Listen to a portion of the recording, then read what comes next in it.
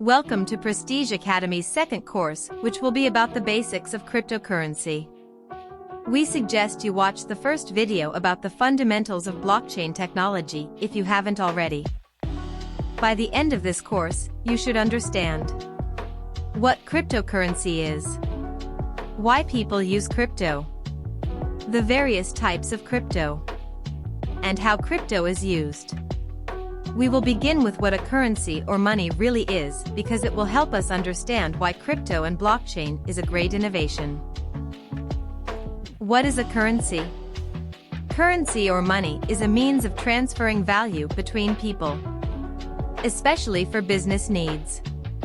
A thing is recognized as money when everyone believes it is valuable. In essence, anything can serve as money provided society accepts it as such. Many societies in the past used gems and seashells as currency. In today's prisons, inmates even use cigarettes and coffee as currency. However, some things are better suited as money than others. Before society started using printed money, gold was used as money. It functions well since it is uncommon and durable. But gold is not very good for everyday use since it is difficult to move and divide. So, we progressed to using the gold standard, in which coins and paper money were made to represent a certain quantity of gold. This solved the difficulties of moving and splitting gold. As society advanced, governments switched from using the gold standard to the fiat standard. Fiat currency is accepted as money, but it isn't backed by anything like gold.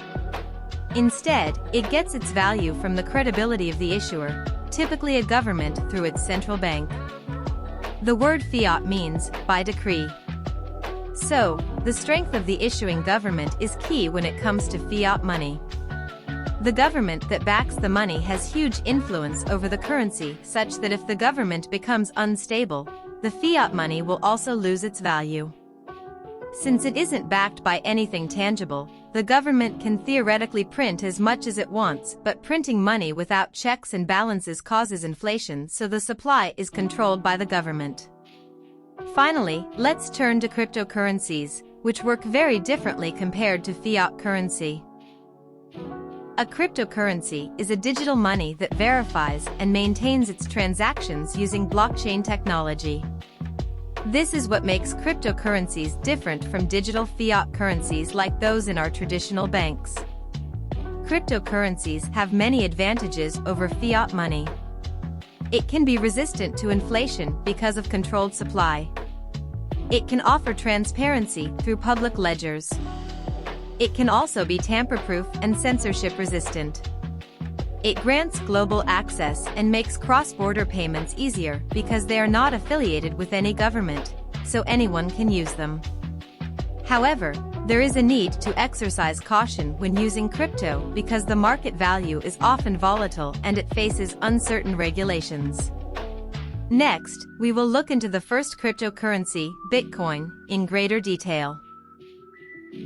Bitcoin is the first decentralized cryptocurrency, and it was introduced by Satoshi Nakamoto in 2009.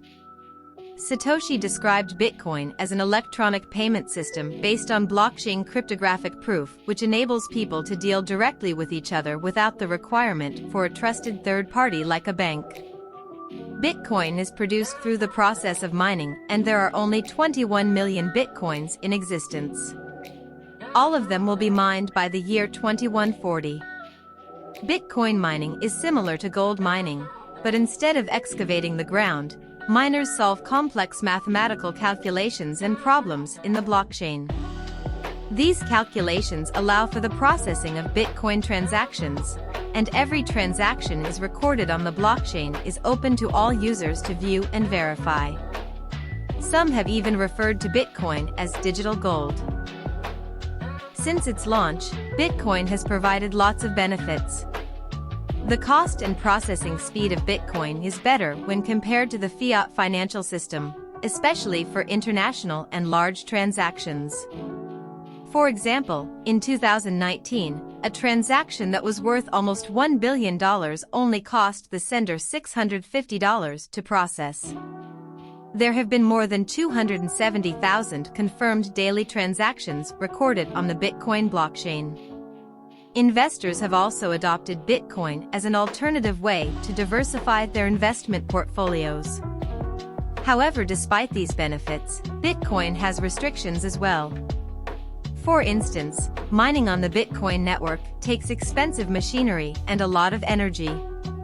Transactions could also take longer to process when there is high network activity. Despite these drawbacks, Bitcoin is still among the top practical uses of blockchain technology. There are many different kinds of cryptocurrencies besides Bitcoin. Next, we'll look at the altcoins and tokens.